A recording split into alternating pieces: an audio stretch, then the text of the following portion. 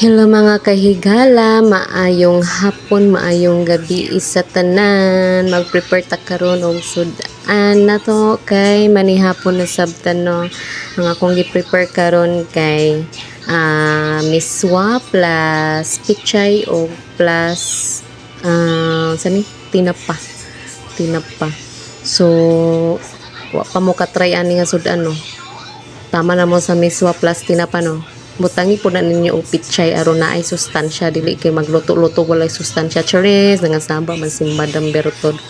So para masustansya pod balag tinapa atong sudan basta kay ato nang butangan og gulay aron masustansya pod no, masustansya. So amo nang gituyo nga butangan na mo siya pichay kay para napoy sustansya among anak mo kaon bala na lang inani among sudan basta kanay sustansya na ay gulay iyang makuan makaon. Oo, inana ko magluto og balag tinapabasa kay nay gulay akong ibutang no kay para pud sa bata nay sabaw-sabaw niya din.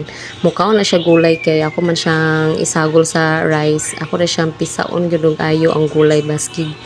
Dahon-dahon na siya ako na siyang taguan sa kanon kay kabul na kani mga bata mamili dayon og kuan. So ingon na naon na siya pagluto ha. Hinanaon na siya pagluto no. Shake din butangan na din og tubig ana o daganon akong tubig ay mo pagbot kung dagan kay akong tubig lagi.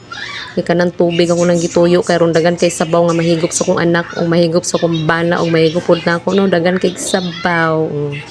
Inana ko magluto o kuan dagan jud kay nagsabaw o no kay importante kayo ang sabaw balag kuan gamay ra ang sudan basta kay dagan kay sabaw aron dali ra pud matulo ng kanon kay sabaw man ta no.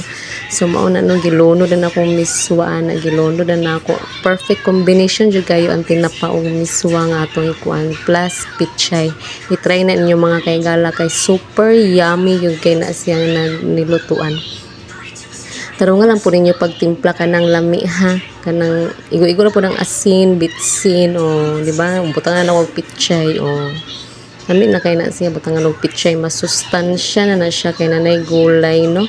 Bahalag pobrita basta kay lami iya po na tong pagkaon na lami kung lami mong timpla no ano man na so ana na siya no okay-ukayo na nato para makuan-kuan ang iyang kuan. Cheers so kung nang okay-okay.